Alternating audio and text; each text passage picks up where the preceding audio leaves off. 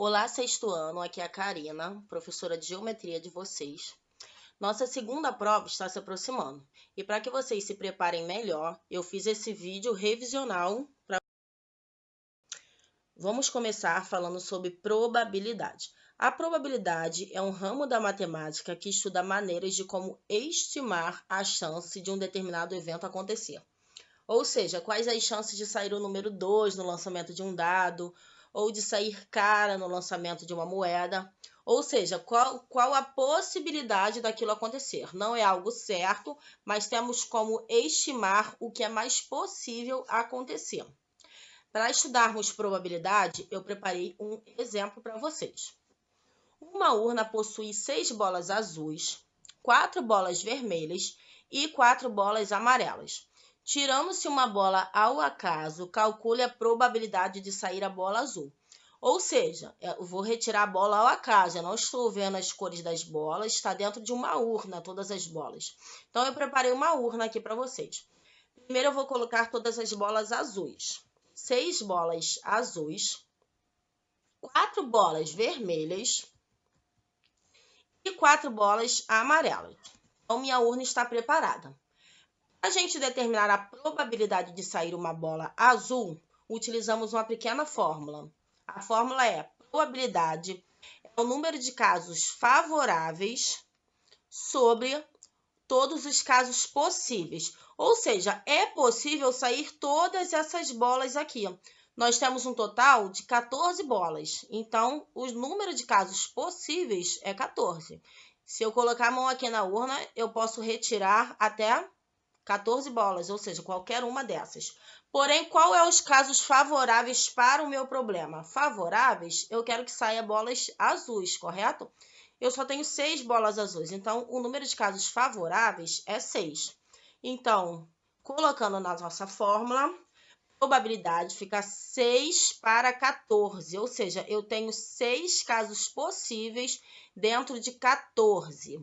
Porém, probabilidade, já aprendemos que devemos sempre simplificar. Então, vou dividir em cima e embaixo por 2. É um número que eu consigo dividir os dois ao mesmo tempo. 6 dividido por 2 dá 3. E 14 dividido por 2 dá 7. Eu preparei para vocês agora um exemplo de probabilidade com lançamento de dados. No lançamento de 2 dados, qual a probabilidade de ocorrer números iguais? Ou seja, eu lancei 2 dados para cima e quando ele caiu, eu quero que apareça 2 números iguais. 1 com 1, 3 com 3, assim como está o exemplo aqui da figura que eu coloquei para vocês.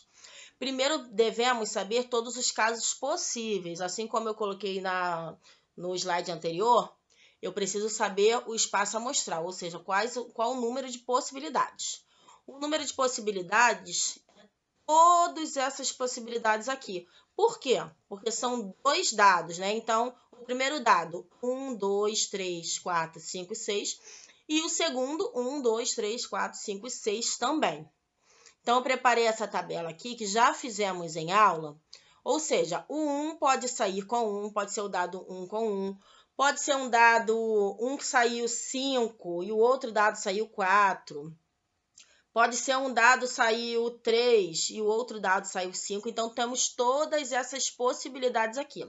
Somando todas essas possibilidades, dá um total de 36 possibilidades. Eu já expliquei na sala que vocês não precisam fazer toda essa tabela, porque se cada dado tem 6 números, 6 vezes 6, 36. Então, dá para fazer direto, sem ter esse trabalho todo. Então, sabemos que o total de possibilidades é 36. Porém, eu quero que saiam números iguais. Quais são os números iguais aqui na minha tabela? O 1 com 1, o 2 com 2, o 3 com 3, o 4 com 4, o 5 com 5 e o 6 com 6. Então, como ficou a nossa fórmula? Temos um total de 6 casos favoráveis, no total de 36 possibilidades. Porém, dá para simplificar aqui, a probabilidade sempre tem que ser na forma mais simplificada. Vou dividir em cima e embaixo por 6. Quem quiser dividir primeiro por 2 e depois, ou por 3, divide da forma que vocês quiserem, dá certo do mesmo jeito. Dividindo 6 por 6 dá 1. E 36 por 6 dá 6. Então, como ficou essa probabilidade?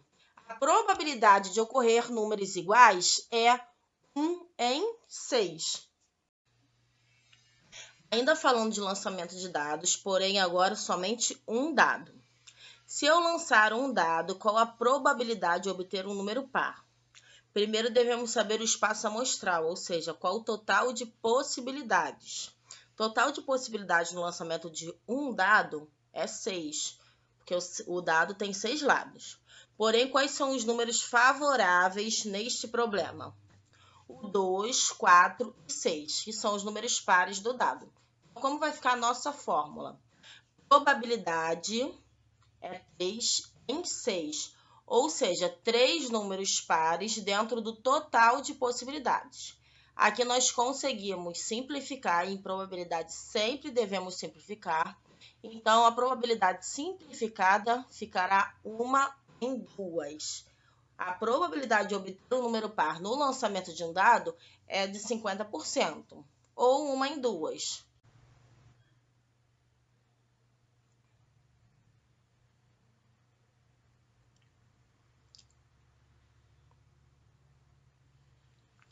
No lançamento de uma moeda, qual a probabilidade de sair cara? Agora não estamos já falando de lançamento de dados, e sim de moedas. Qual é o espaço amostral, ou seja, qual é o número de possibilidades no lançamento de uma moeda? Temos a cara e a coroa. Então, o total de possibilidades é 2. Porém, eu quero que saia cara. Então, dentro de 2 possibilidades, nós temos uma favorável.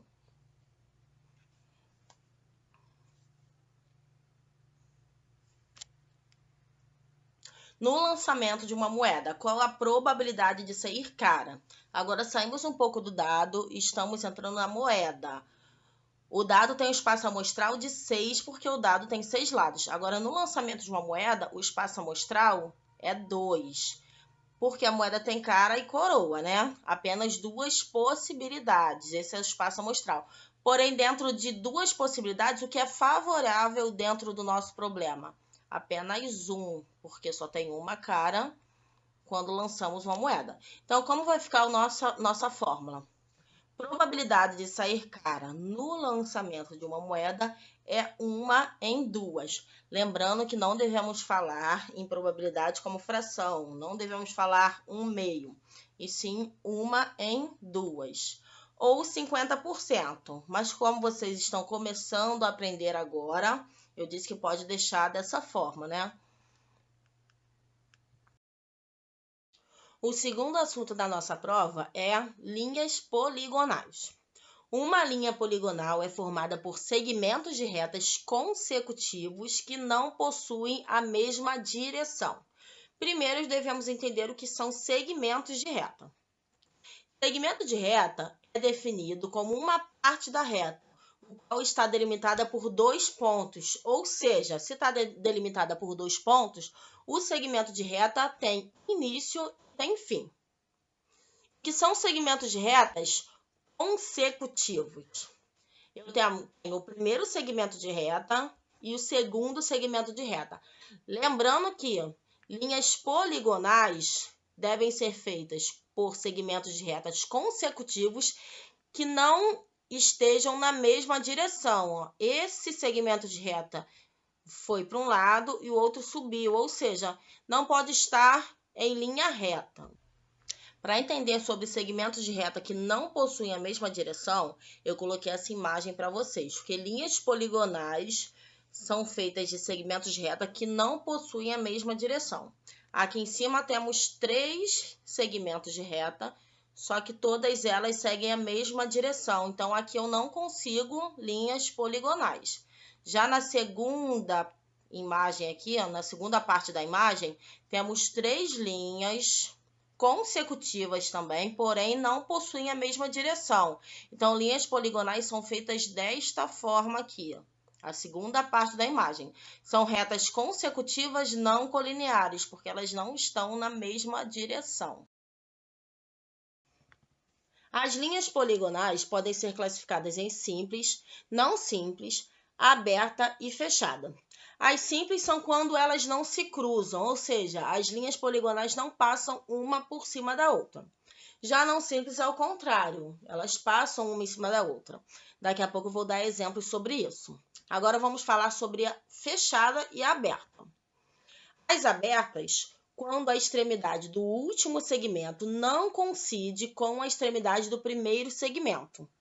Vou dar um exemplo. A extremidade do primeiro segmento está aqui e do último segmento está aqui, ou seja, essas extremidades não se encostam. Então, as linhas poligonais estão abertas. Está fechada quando a extremidade do último segmento coincide com a extremidade do primeiro segmento. Vou dar outro exemplo. Essas linhas poligonais começaram aqui no A. Ela vai do A, faz toda essa trajetória e termina aqui no A. Ou seja, isso aqui coincidiu, fechou a linha poligonal. Eu não tenho extremidades assim como eu tive na primeira. Vou dar exemplos de todas as classificações de linhas poligonais. Elas podem ser abertas simples. Está aberta aqui, ó. As extremidades não se encostaram e não tem linha passando uma por cima da outra. Ou seja, aberta porque as extremidades não se encostaram e simples porque não passou uma em cima da outra. Também temos fechada simples. As extremidades se encostaram, mas ainda assim não tem uma linha passando por cima da outra, ou seja, uma poligonal passando por cima de outra poligonal. Temos também a aberta não simples. Ela vai continuar aberta, como essa aqui, só que vai passar uma por cima da outra. Aqui, ó, tem linhas poligonais passando uma por cima da outra. Porém, ó, as extremidades ainda estão aqui, ó, uma de cada lado. Não chegaram a se encostar. Então, ela está aberta, porém, ela não é simples. Temos fechada não simples. As extremidades se encostaram em algum momento, não sabemos onde começou, mas em algum momento elas se encostaram e está passando uma por cima da outra, então ela não simples. De modo geral, passou uma linha por cima da outra, não simples. E quando encostou as extremidades, fechada.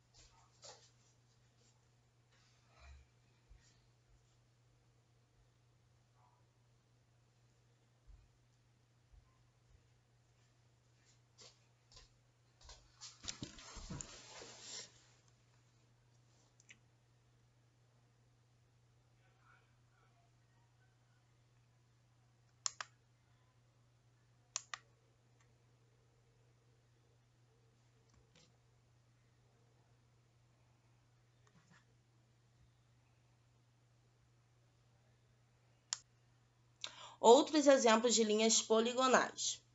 A primeira aqui, poligonal aberta simples. Conseguimos visualizar as extremidades e não tem uma poligonal passando por cima da outra. Então, ela é aberta porque conseguimos ver as duas extremidades e simples porque não tem poligonal passando uma por cima da outra. Aqui, continuamos vendo as extremidades, a primeira aqui e a segunda aqui, porém tem poligonal passando por cima da outra, aqui nessa parte e nessa parte. Então, ela é não simples devido a essas duas poligonais que passaram uma por cima da outra, porém continua aberta por conta dessas duas extremidades. Agora, fechada, não conseguimos visualizar as extremidades, porém não tem nenhuma poligonal passando uma por cima da outra. Por isso, poligonal fechada simples, não tem poligonal passando por cima da outra.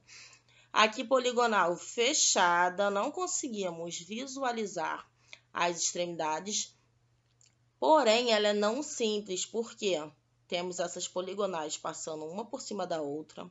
Aqui temos outra e outra aqui embaixo. Se tivesse apenas uma poligonal passando por cima da outra, já seria não simples, não precisa ser mais de uma. Nosso terceiro conteúdo é tabela. Tabela é uma estrutura que utilizamos para organizar dados, que são informações sobre determinado assunto. Lembrando que a tabela precisa ter título, cabeçalho, que indica o assunto daquela coluna, ou seja, aqui está falando de turmas e de idades. O título, faixa etária dos alunos do colégio. O corpo, ou seja, onde vai estar todos os dados dessa tabela. E a fonte, de onde foi retirada essas informações aqui da tabela. Interpretar a tabela significa saber dizer sobre qual assunto ela trata e conseguir fazer comparativos dentro das informações obtidas na tabela. Vocês sabem que a professora de vocês ama futebol e que é flamenguista doente, então eu preparei uma tabela bem conhecida para vocês, que é sobre a segunda fase do Campeonato Carioca, a Taça Rio. Então, já temos o título aqui, ó, da tabela, Taça Rio.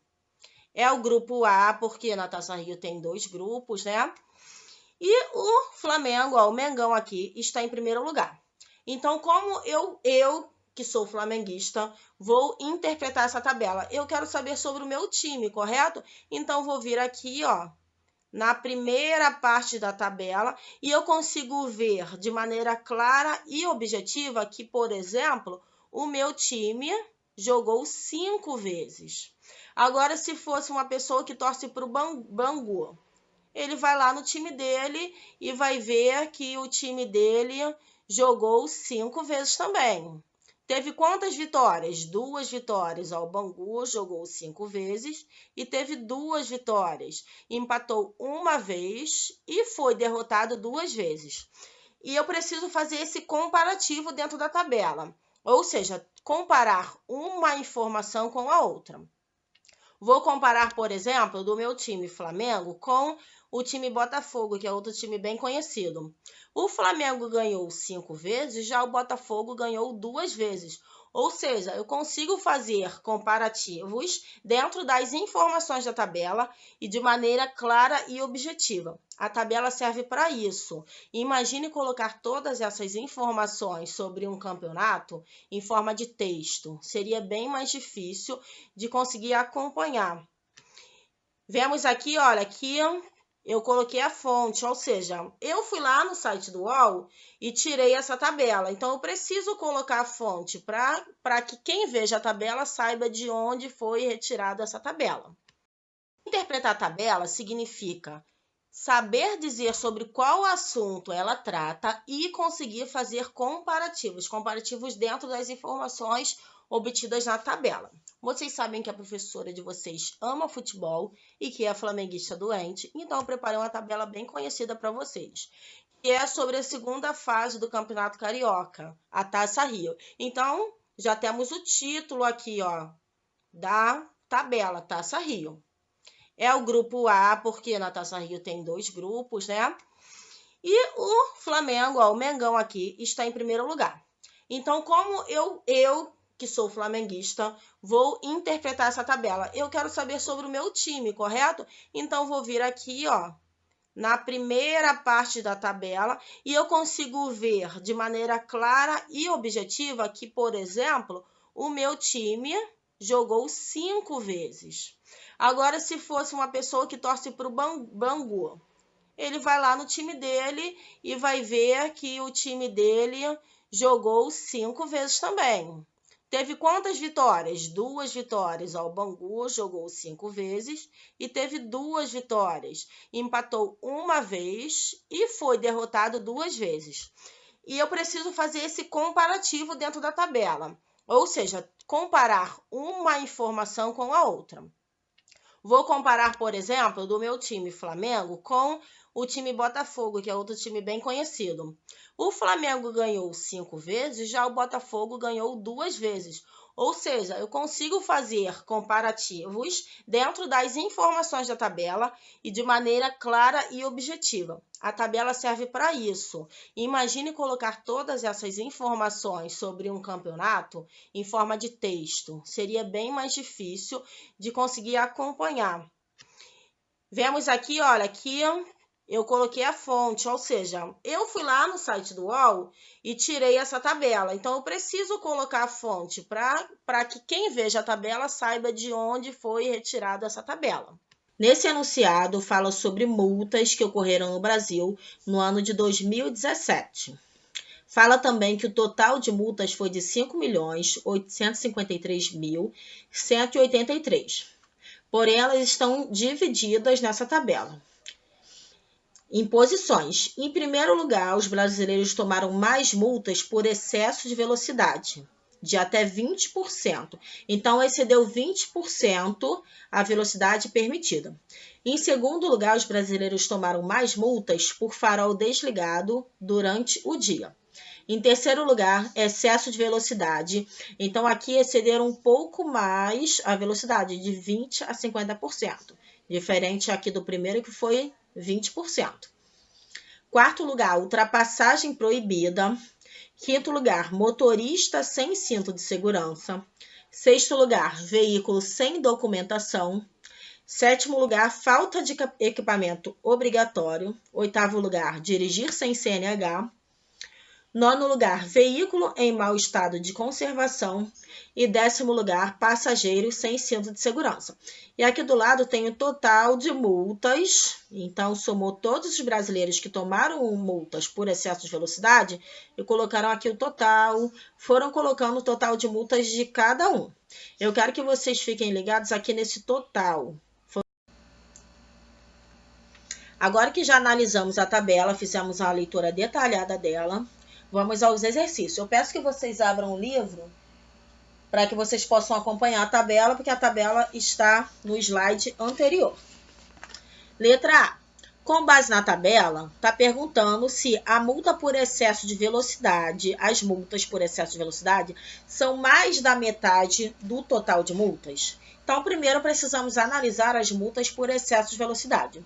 Temos dois tipos de multa por excesso de velocidade. A primeira, quando o motorista excede em 20% a velocidade permitida. A segunda, quando o motorista excede de 20% a 50% a velocidade permitida. Então, está perguntando se isso aqui é mais da metade do total. Então, primeiro precisamos somar. Somando essas duas multas, dá 8.828.823 no total. Só que o total de todas as multas é 5.853.185. Precisamos saber qual é a metade disso, porque está perguntando se é mais da metade do total. Então, vamos dividir isso por 2. Dividindo este número por 2, dá aproximadamente 2.926.592. Vamos de novo ao enunciado. Está perguntando, é possível concluir que a multa por excesso de velocidade é mais da metade do total? Podemos visualizar aqui que não é mais da metade do total. Aqui tem mais multas do que aqui. Então, podemos concluir que as multas por excesso de velocidade não são mais da metade do total de infrações aplicadas naquele ano. Antes de iniciar a letra B, eu vou ao outro item da letra A, que é uma resposta pessoal, mas eu vou falar aqui brevemente. Na sua opinião, que outros dados da tabela chamam a atenção? Aí vocês vão analisar aí a tabela e cada um vai dar a sua resposta pessoal. Você acha que a aplicação de multa pode tornar o trânsito melhor? Justifique a sua resposta. Aí cada um dá a sua resposta pessoal.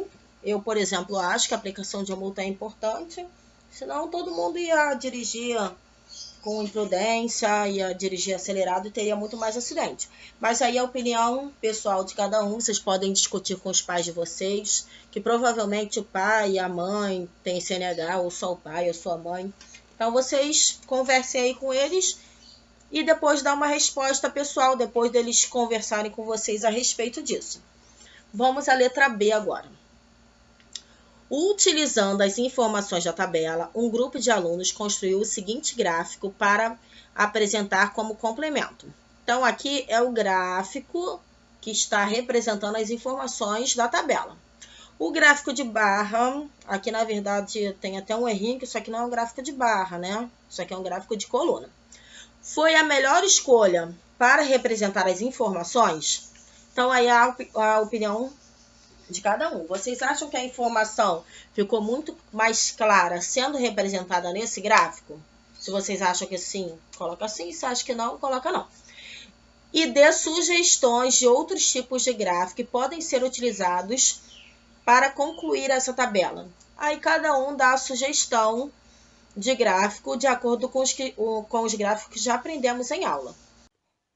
Chegamos ao último conteúdo da prova, que é gráfico. Gráficos são representações visuais utilizadas para exibir dados, sejam eles sobre determinada informação ou valores numéricos.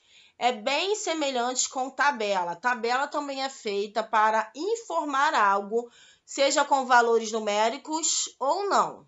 Então, um gráfico pode virar uma tabela ou uma tabela pode virar um gráfico. Eu coloquei um gráfico falando sobre o tempo de decomposição do plástico no ambiente, porque é um assunto que falamos muito nas aulas. Falamos sobre reciclagem e principalmente sobre a decomposição do plástico. Então, eu tenho aqui o meu gráfico. Eu preciso olhar para o gráfico e conseguir a informação de maneira rápida e precisa. O gráfico é feito para isso. Então, exemplo, eu quero saber o tempo de decomposição da garrafa plástica, que é algo que tem muito no ambiente. Então, venho aqui na garrafa plástica e eu vejo que demora cerca de 450 anos. Então, ó, aqui eu tenho a tabela que indica o tempo estimado para a decomposição. Estimado porque não é precisamente 450 anos. Dependendo do local, do que está a garrafa, o ambiente que ela se encontra, pode demorar mais ou menos. Por isso, tempo estimado. Então, consegui olhar aqui de maneira rápida e perceber que a garrafa vai demorar cerca de 450 anos para se decompor no ambiente. Agora, eu quero saber da lata de alumínio. A lata de alumínio demora 200 anos, também tem bastante no ambiente. Então, qualquer informação que eu queira, eu olho para o gráfico e consigo essa informação de maneira precisa. Vemos aqui que embaixo que também temos a fonte, assim como a tabela. Então, os dois conteúdos são bem semelhantes. No gráfico anterior, falamos sobre o período de decomposição de alguns materiais no meio ambiente. É um assunto que falamos bastante durante as aulas. Agora vamos falar sobre um assunto que talvez vocês conheçam mais. Para quê? Para mostrar que o gráfico pode ser feito em diferentes assuntos. O gráfico fala sobre o valor arrecadado no Brasil com as maiores bilheterias, com os filmes da Disney. Então, quantas pessoas foram ao cinema e quanto que arrecadou de dinheiro para a Disney. O filme Rei Leão está em primeiro lugar. Foi um filme muito visto. Foi um filme que bombou em 2019. Tanto os jovens queriam ver, quanto as pessoas mais velhas, porque Rei Leão é um filme antigo que ele foi refeito. Então, bem famoso. A Bela e a Fera, em 2017, ficou em segundo lugar. Temos, deixa eu pegar um filme aqui bastante conhecido, ó, Aladdin. Aladdin eu vi esses dias. Aladdin está aqui, ó, em primeiro, segundo, terceiro, quarto, quinto lugar. Aqui está o Aladdin. Então, aqui tem diversos filmes que vocês conhecem. Provavelmente vocês já viram aqui pelo menos uns 4 filmes. E vocês conseguem ver a escala, ou seja, qual foi o mais visto e qual foi o menos visto. Olha aqui, o filme que as pessoas acharam mais, vamos dizer assim, mais chato, porque quase ninguém viu, foi Dumbo. Eu também não vi Dumbo, confesso que não vi. E penúltimo lugar, Alicia Através do Espelho. Nem sabia que existia esse filme, de verdade, gente. Tá vendo que são 2 filmes aqui que estão em último e eu, por exemplo, não vi.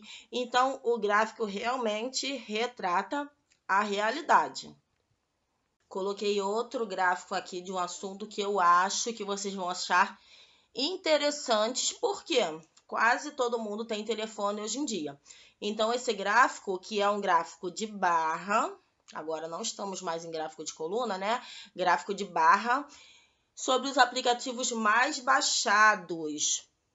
Em primeiro lugar está o WhatsApp, ou seja, basicamente todas as pessoas que têm telefone baixam o WhatsApp. Não chegou a 100%, então não é todo mundo que tem telefone que tem o WhatsApp no telefone, senão estaria aí 100%. Mas 93% das pessoas tem o WhatsApp no telefone, que é um aplicativo de trocar mensagens. Quase ninguém faz ligação hoje em dia, né? Manda mensagem pelo WhatsApp. Em segundo lugar está o Facebook, que é uma rede social bastante conhecida. Depois vem o YouTube, que vocês usam muito para assistir esse vídeo. Vocês provavelmente vão usar o YouTube para assistir as videoaulas dos outros professores, ou então para escutar música. YouTube é uma plataforma bastante conhecida. Instagram, que eu, por exemplo, adoro o Instagram. Instagram está em quarto lugar. E depois vem os jogos, né? Aqui entra todos os tipos de jogos. Mapas, eu uso bastante aplicativos de mapa quando eu estou indo para algum lugar desconhecido, para eu me localizar. E por aí vai, ó, vai descendo até, ó, Spotify está em penúltimo lugar, que é um aplicativo de música. Como é um aplicativo pago, não é todo mundo que baixa, né? Por isso ele está bem lá embaixo. LinkedIn é um aplicativo, é uma plataforma onde coloca currículos para encontrar empresas, encontrar empregos. Então, não é uma plataforma tão conhecida porque é uma plataforma mais formal. Então, estamos aqui na escala do aplicativos mais baixado até o menos baixado. Ó, somente 5% das pessoas têm LinkedIn. Eu tenho a plataforma do LinkedIn, porém eu não tenho baixado no meu telefone. Eu uso pelo computador. Então, aqui vocês, por exemplo, vão conseguir visualizar que quase todos têm WhatsApp no telefone. Então, mais um gráfico que é sobre um assunto atual e que vocês vão conseguir visualizar, que retrata realmente a realidade. Como vocês gostam muito de jogos, falo bastante sobre jogos nas minhas aulas. Quando estávamos estudando sobre probabilidade, calculamos a probabilidade de um jogador ganhar numa partida de Fortnite ou de Free Fire. Então, é um assunto que vocês gostam muito. Então, eu montei esse gráfico para vocês para mostrar que gráfico não é só sobre assuntos chatos ou um assunto que não é tão interessante para vocês. Dá para fazer gráfico de basicamente todos os assuntos. Eu mesmo montei esse gráfico. Como eu montei este gráfico? Eu fui lá no site Liga dos Games e peguei essas informações. Então, se eu entrei no site Liga dos Games, a minha fonte é Liga dos Games. Qual foi o jogo mais jogado em 2020 até agora, né? Porque 2020 não acabou ainda. É o jogo Fortnite, é um jogo que vocês falam bastante nas aulas. Então, cerca de 250 milhões de jogadores ativos até o momento. Em segundo lugar está o Minecraft. Minecraft é um jogo que minha irmã adora. Então, Minecraft está ali, ó, com um pouquinho mais de 100 milhões. Tá vendo que aqui, olha, passou dos 100? E essa coluna aqui está em milhões, tá?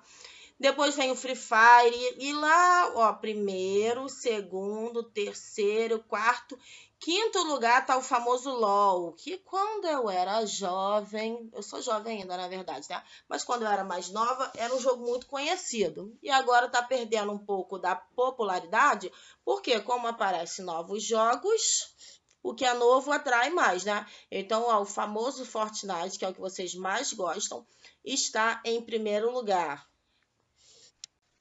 Existem diferentes tipos de gráficos e eu coloquei aqui os exemplos para que vocês possam relembrar. Temos o gráfico de coluna, que é o que estava no slide anterior. O de barra. O de linha está sendo muito usado aí na TV, o tempo inteiro está aparecendo. E o de setores, que é aquele que parece muito com a pizza.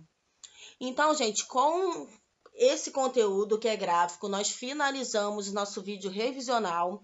Então, assistam com calma. Quando precisarem, coloquem pause para anotar alguma informação.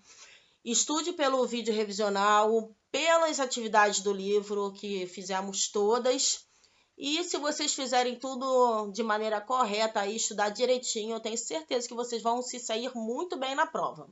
Então, boa prova, beijos e até a próxima!